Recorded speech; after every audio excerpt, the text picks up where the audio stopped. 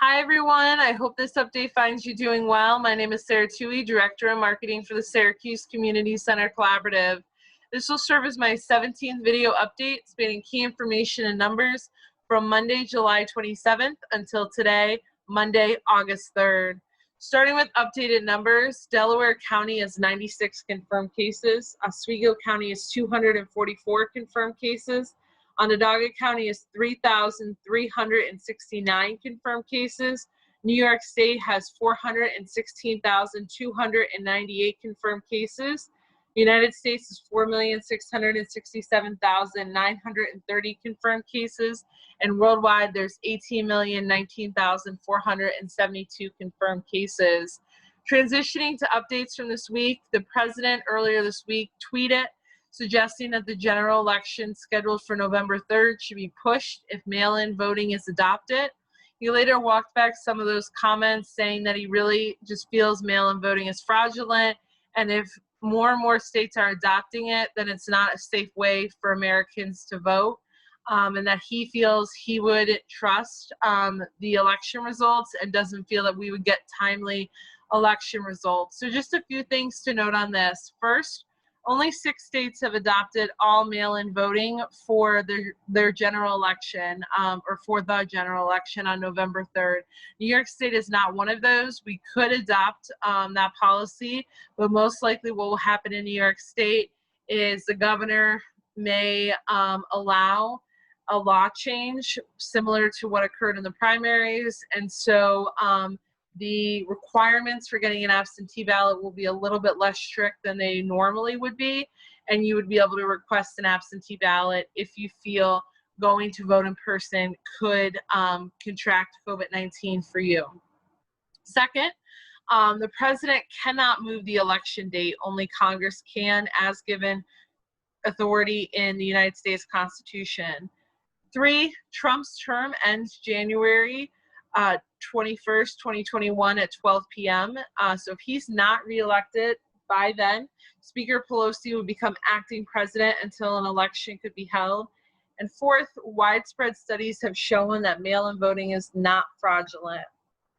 In New York State, further states and territories were added to the travel advisory list. Illinois, Kentucky, Puerto Rico, and DC were all added.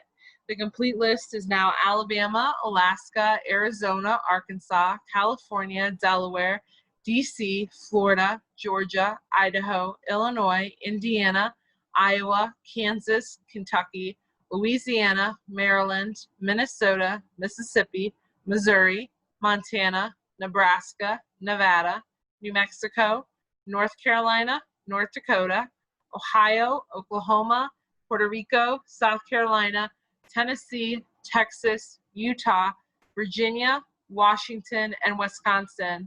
Updated information can be found late morning / early afternoon on Tuesdays at coronavirus.health.ny.gov. If you're looking to track a little bit closer, the travel advisory list updated every Tuesday. Also at the state level, decisions on school reopening will be announced this week. Decisions are anticipated to be based off regions, so Oswego and Onondaga County will both fall into central New York, and Delaware County will fall into the southern tier. Each district was responsible to submit a plan by July 31st, publicizing those plans to families in advance. We do know that 650 districts made the deadline, with New York City missing it. It's unclear if any districts in our area missed the deadline. I have begun tracking the initial plans that we received from the various school districts, principally here in Onondaga County.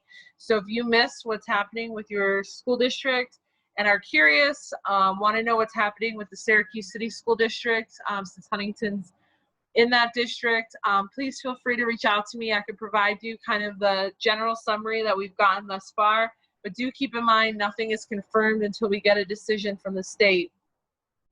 You may have seen this weekend, it was trending on Twitter, and a lot of people were sharing it out on Facebook, on Instagram. There was a school district in Indiana that opened up last week.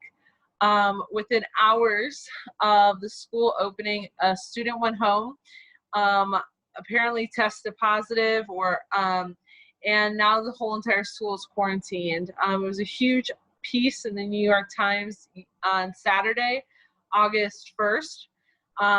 And a lot of people have voiced concerns around that. The governor has not made a comment yet on that particular instance. We did not hear from him last week at all in a press briefing. He did say that those wouldn't become daily and would become less frequent as we continue to progress in positive directions with the virus. So it's unclear at this point which way the state's leaning. Again, though, we do believe that any decision is going to be based on a region versus an entire statewide decision.